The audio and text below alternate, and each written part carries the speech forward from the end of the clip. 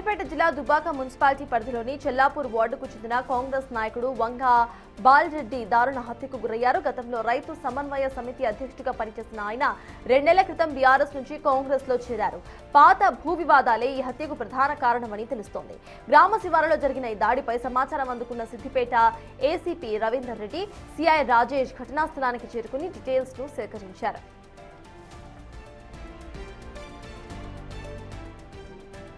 ప్రాథమిక విచారణలో రేణుకారెడ్డి, ఆమె కుమారుడు సోను రెడ్డి కలిసి ఈ హత్యకు పాల్పడినట్లుగా పోలీసులు గుర్తించారు.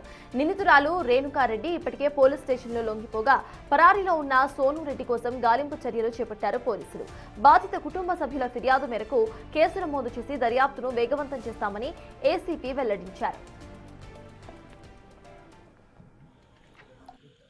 దుబ్బాక పోలీస్ స్టేషన్ సంబంధించి చెల్లాపూర్ గ్రామానికి శివార్లో ఉన్నటువంటి ఈ యొక్క పంట పొలాలలో గ్రామానికి సంబంధించినటువంటి బాలరెడ్డి అనే ఒక వ్యక్తి దారుణ హత్యకు గురి కావడం జరిగింది.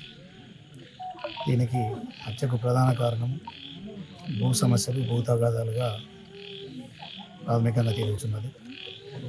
ఇది గత కొంతకాలంగా ఈ భూ తగాదాలు నడుస్తున్నట్టుగా తెలుస్తున్నది. దీంట్లో ఈ చంపిన వారు ఎవరైతే ఈ రేణుకారెడ్డి మరియు వాళ్ళ కొడుకు సోను రెడ్డి ఇద్దరు కూడా కలిసి చంపినట్టుగా ప్రాథమికంగా అనిపిస్తున్నది. ఇంకా పూర్తి స్థాయిలో ఫిర్యాదు మాకు అందలేదు. ఒకసారి కుటుంబ సభ్యులు, వాళ్ళ బంధువులు ఎవరైతే దగ్గర వాళ్ళ అక్క చెల్లెళ్ళు వాళ్ళని పూర్తిగా విచారించి వాళ్ళ యొక్క దరఖాస్తు మేరకు తదుపరి కేసు రిజిస్టర్ చేయడం జరుగుతుంది. ఇదే అంశంపై పూర్తి డీటెయిల్స్ మా ప్రతినిధి దుర్గారెడ్డి అందిస్తారు. దుర్గారెడ్డి, చెప్పండి, దుబ్బాక మున్సిపాలిటీ పరిధిలో ఇటు బాలరెడ్డి దారుణ హత్య గురైనట్టుగా తెలుస్తుంది. హత్య గల కారణాలు ఏంటి? ఎవరైనా స్పందించారా? అప్డేట్స్ ఏంటి దుర్గారెడ్డి? తాజాగా దుబ్బాకలో మాత్రము ఈ సాయంత్రం పూట యొక్క బాలరెడ్డి మాత్రం దారుణ హత్య చోటు చేసుకుందని చెప్పి ఆ గ్రామానికి సంబంధించినంత ఒక్కసారి ఉలిక్కిపడ్డారు.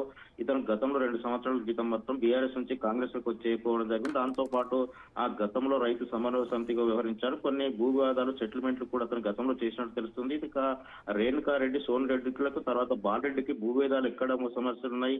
ఇంకా చాలా రోజుల క్రితం కొంత రోజుల క్రితం మాత్రం ఈ బాలరెడ్డి హైదరాబాద్ మాకా మార్చి మళ్ళీ ఇటీవల వచ్చినట్టు తెలుస్తుంది. దాంతో పాటు భూ వివాదాలే ప్రారంభించాయా లేకుంటే ఇంకేమైనా కారణం ఉందా అని చెప్పి పోలీసులు ఆ కోణంలో మాత్రం విచారణ చేస్తున్నారు. గ్రామంలో మాత్రం ఇక బాలరెడ్డి ఆ కాంగ్రెస్ నేత హత్య దారితీసిన కనుక అక్కడ ఏమన్నా ఘర్షణలు గొడవ జరిగే అవకాశం ఉందని చెప్పి భారీగా పోలీసులు మోహరించి ఎలాంటి అవాంఛనీయ సంఘటన జరగకుండా మాత్రం కట్టుదిట్టంగా ఏర్పాటు చేసినట్టు తెలుస్తుంది. ఏదేమైనా సరే ఆ కుటుంబ సభ్యులు ఇచ్చిన ఫిర్యాదును పురస్కరించుకొని అన్ని వివరాలు పూర్తిగా అన్ని కోణాల్లో కేసును విచారించి అరెస్ట్ చేసే విషయంలో మాత్రం సోనిరెడ్డి కోసం గాలింపు చేసినట్లు పోలీసుల ద్వారా తెలుస్తుంది. నిజంగా భూ వివాదాలైనా లేకుంటే ఇతర కారణాలు ఏమైనా ఉన్నాయని కూడా పోలీసులు ఆ కోణంలో కూడా విచారణ చేపట్టినట్లయితే మనకు సమాచారం అందుతుంది.